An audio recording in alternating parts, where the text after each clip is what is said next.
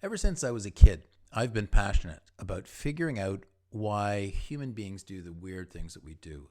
And it started when I was in church as a kid, around the age of 12, and I just sat up one day and said, this is bullshit.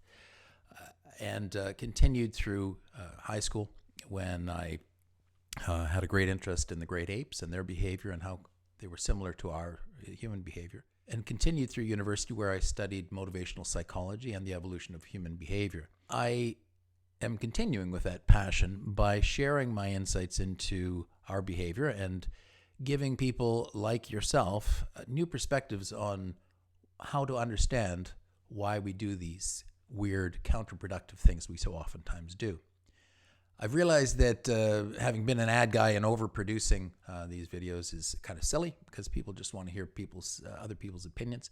And so what I'm doing is, because I think better when I write things down, and I'm not good at ad-libbing, I am writing down my thoughts, posting them to my blog at justonecynicsopinion.blogspot.com, and then reading them here on the Madman Rants. My post from today is titled, "It's Time to Deplatform the Woke Movement." Here's a little bomb I'll drop up front and come back to. I've lived in the Middle East, and I can assure you that those Islamic defense protests you heard about after cartoons appeared in the West, or after rumors of Quran burning, or any other incident of so-called blasphemy, are all, without exception, led by wannabe leaders of either the religious or political, or both, kind, to win them some media coverage and score points at home. They organize the events, pay attendees a fee, and whip up the crowd, issuing fatwas calling for the assassination of this or that target for one reason only: to build up their prestige, their fame, and power. The locals are just too busy trying to eke out a living to show up at a protest unless they're getting paid to be there, or unless it takes place as they're leaving the mosque and just happen to be in the same spot. The exceptions, of course, are the blasphemy attacks in the small villages against so-called heretics. Those are simply entertainment, like the witch burnings of old in America. The easiest button to push to manipulate human beings into rushing to their potential deaths, or at least to chanting, self-righteous shouting, rioting, and mayhem, is the nationalism button, which lights up exactly the same brain wiring as does the tribalism button or the religious button. It's the same button that American politicians use today to serve their corporate masters and preserve the promise of a rich payout at the end of their term. You keep Americans divided into right and left tribes, and they won't be able to come together and demand the reversal of Citizens United.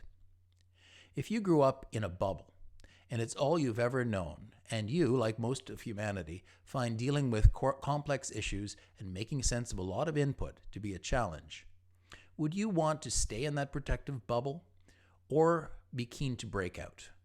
I think most people vote to remain inside their bubble, sadly, because most humans are averse to doing work if they can avoid it. It takes work and discomfort to break out of a bubble. If you grew up with baby boomer grandparents and Gen X or Y parents, you are very likely a victim of hyperparenting. And I'm putting a link to my video on that subject below. So you're likely a victim of hyperparenting and the social bubble of the post-street-proofing era that helped turn kids of today into foot soldiers for the woke movement. Where did this so-called woke come from? Simple. Number one, missing children's faces began appearing on milk cartons in the 1960s, which led to the media encouraging street-proofing by parents. Two, this was followed by the 24/7 news cycle. CNN was born in 1980, which led to formerly little heard of global stories like pedophilia rings in Southeast Asia being used to fill up all that empty airtime. Number three, in 1969, Sesame Street came along and began educating kids about diversity in race and abilities, street-proofing, and recycling, and the related message of care for the planet and concern for the underprivileged everywhere. Number four, the latter infused, for obviously good reasons, the curriculum of grade schools everywhere.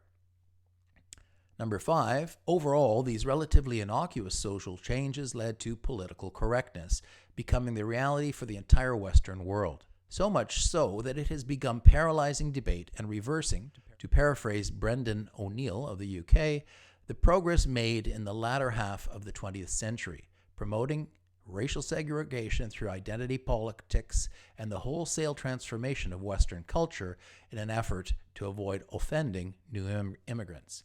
College students today grew up during the turn of the century, year 2000, when no one walked to school anymore, the internet and smartphones were ubiquitous, and they viewed the outside world through only two lenses: the internet and the classroom/supervised after-school activities. Outside of their first music concert without their parents, college is the first time outside of the social bubble that preached everyone deserves a trophy for participating, and not-so-smart kids should be made to feel as worthwhile as the geniuses are.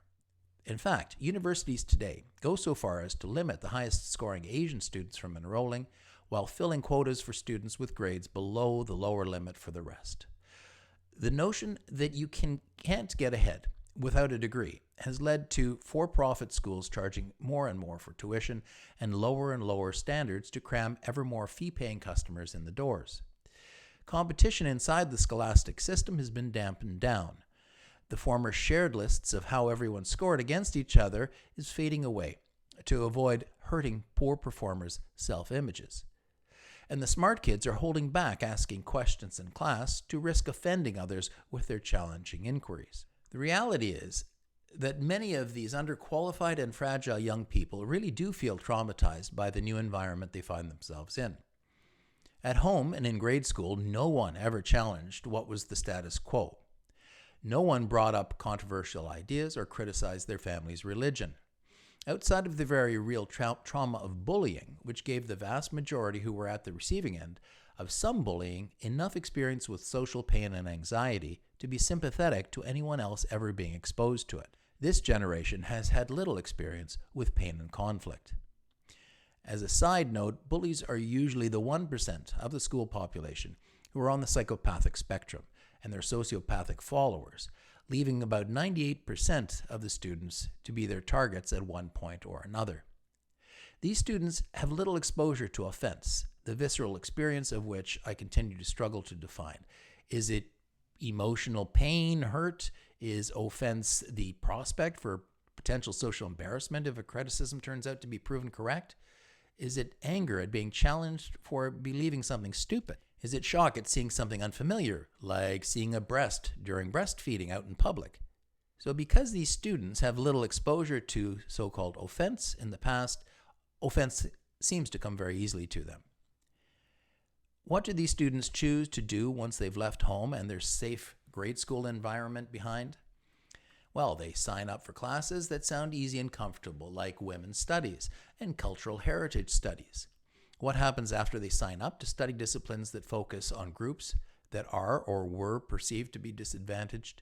To pass the course, they must listen to and regurgitate whatever the authority at the front of the lecture hall dictates. If that individual is deep diving into a field of study that ran out of material of substance decades ago, you can bet that, to keep their job and maintain their relevance, years ago they began to explore ways to broaden their field to include other disadvantaged groups, especially any that they feel solidarity with. So we have an entire generation of intensely protected kids, most of whose only traumatic experience to date has been bullying, who have been exposed to deeply disturbing pornography since late childhood through their teenage years, the sociological impact of which we are only beginning to guess at, whose parents and grandparents willingly, though naively by giving them smartphones and tablets, expose these children's constantly developing / pruning brain wiring to addiction in the form of computer gaming, porn, and texting at a younger age than humans have ever been addicted. These young people, not young adults, we now know that the frontal lobes, the long-term decision-making centers of the brain, only finish developing at about 25 in females and about 30 in males, and that's really when adulthood comes into play.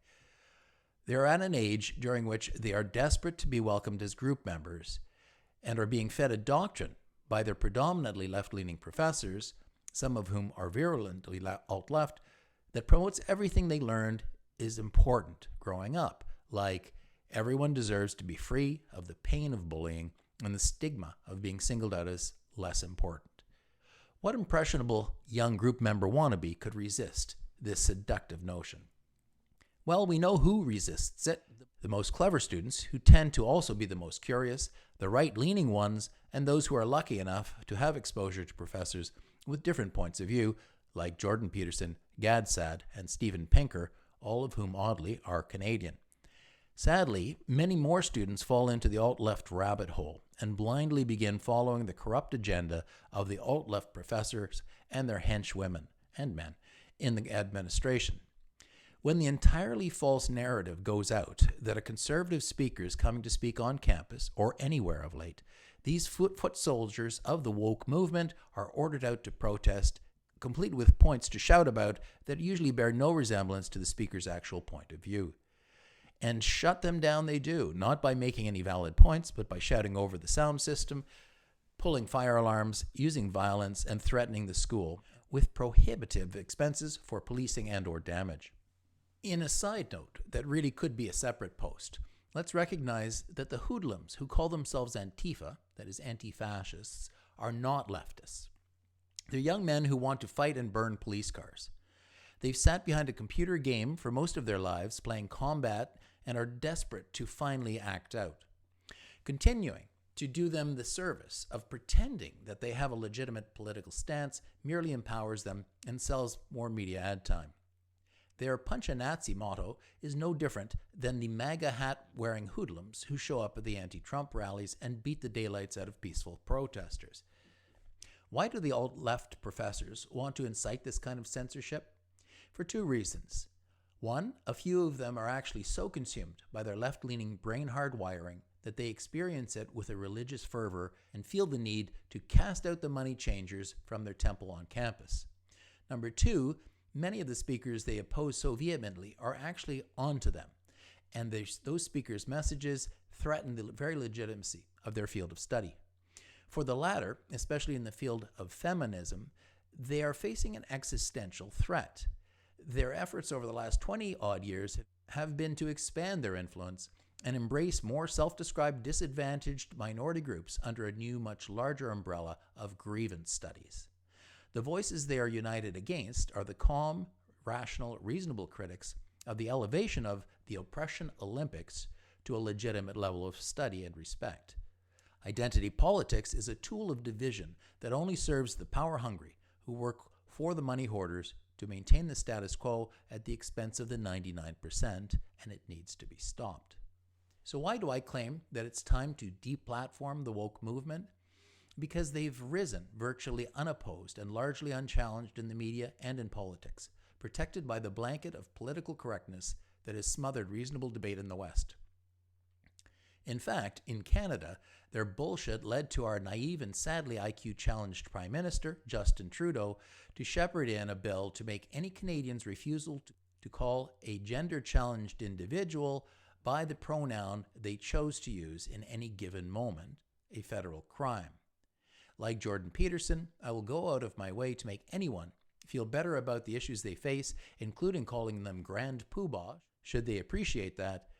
But forced speech is the opposite of free speech and should not be a part of any free democratic society. Which brings me back to the so-called Islam-motivated protests in the Middle East that Western media take so seriously. The student protests on campus we are seeing today are the exact same thing. They are organized from behind the scenes by authority figures with a hidden agenda. The time has come for our silent majority of citizens of every political stripe to stand up and call out the nefarious actions of these alt-left professors and their supporters.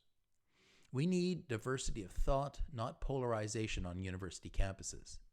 They are preparing the next generation to run our countries for the best interests of our majority, not the extreme positions of either the left, the right, or the libertarians for that matter.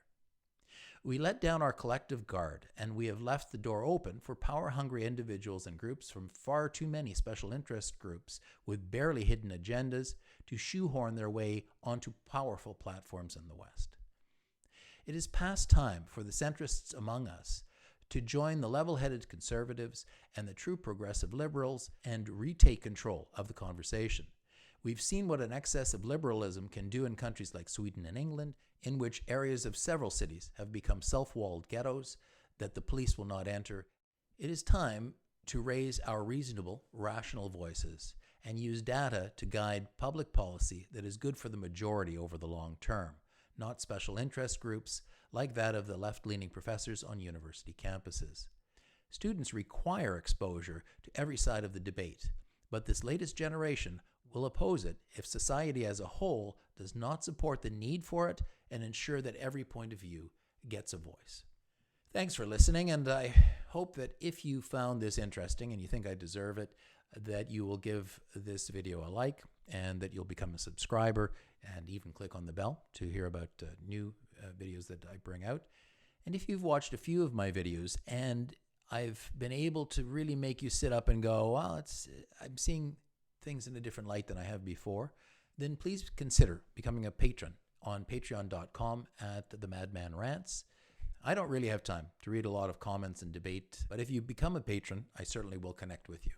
Thanks so much for listening, and I hope you watch some of my other videos. Bye for now.